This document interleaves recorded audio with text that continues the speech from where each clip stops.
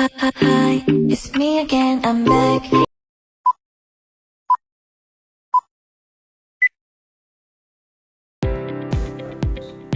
Baik, Assalamualaikum warahmatullahi wabarakatuh. Perkenalkan, nama saya Seri Aika Roma dengan NIM B1 B1230008.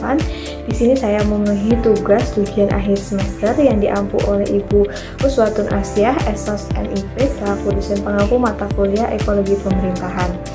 Baiklah, langsung saja kepada materi yang bisa saya sampaikan terkait apa itu ekologi pemerintahan.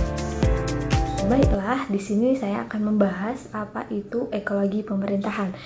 Mari kita bahas, yakni yang pertama, pengertian ekologi pemerintahan. Yang pertama yaitu ilmu yang mempelajari hubungan timbal balik antara pemerintah dan pemerintah lainnya secara vertikal maupun horizontal, dan bagaimana pemerintah mampu berhadapan dengan perubahan teknologi dan lingkungan alam. Ekologi itu mempelajari tentang makhluk hidup dan lingkungannya. Menurut Pradi Atmosudjirdjo, ekologi adalah suatu tata hubungan total atau menyeluruh mutual timbal balik yang berguna antar suatu organisasi dan lingkungan sekitarnya.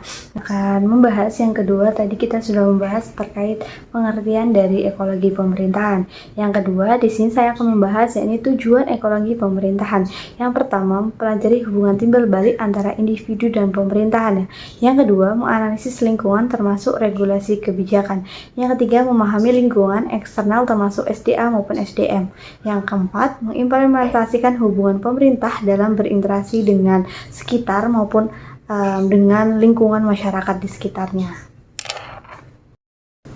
Nah, tadi kita sudah membahas pengertian dari ekologi pemerintahan, kita juga membahas tujuan dari pemerintahan. Di sini saya akan membahas terkait ruang lingkup ekologi pemerintahan. Yang pertama yaitu antara pegawai dan pemerintah. Yang kedua ada distribusi kewenangan dari pemerintahannya. Nah, materi selanjutnya yaitu terkait penyelenggara pemerintahan. Nah, pengertiannya yang pertama yaitu penyelenggara pemerintah adalah proses pengelolaan dan pelaksanaan kewenangan oleh lembaga-lembaga negara untuk mencapai tujuan negara seperti kesejahteraan rakyat, adil, dan ketertiban umum, mencakup pembuatan kebijakan, implementasi program, dan pengawasan pelaksanaan kebijakan publik. Nah, penyelenggara di sini yang dimaksud adalah lembaga negara. Terus tujuannya yaitu berdasarkan Undang-Undang 1945 yang kegiatannya dimaksud yaitu perumusan kebijakan, pembuatan kebijakan, implementasi kebijakan, yang terakhir pengawasan, evaluasi, dan monitoring. Nah, prinsip dasar dari penyelenggara pemerintahan yaitu good governance, mengutamakan transparansi, akuntabilitas, dan partisipasif. Demokrasi yaitu menghargai hak asasi manusia dan berpendapat secara bebas.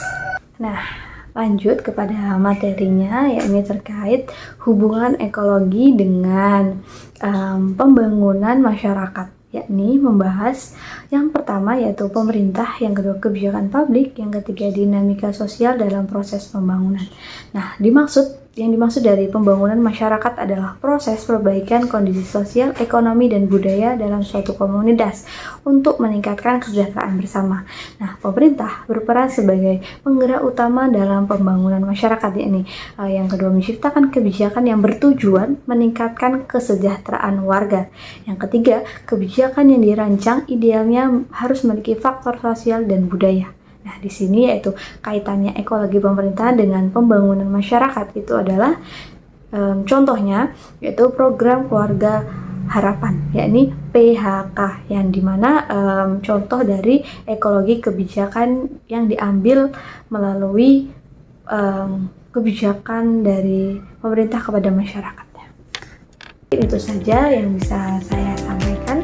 Kurang dan lebihnya saya mohon maaf. Saya akhiri. Wassalamualaikum warahmatullahi wabarakatuh.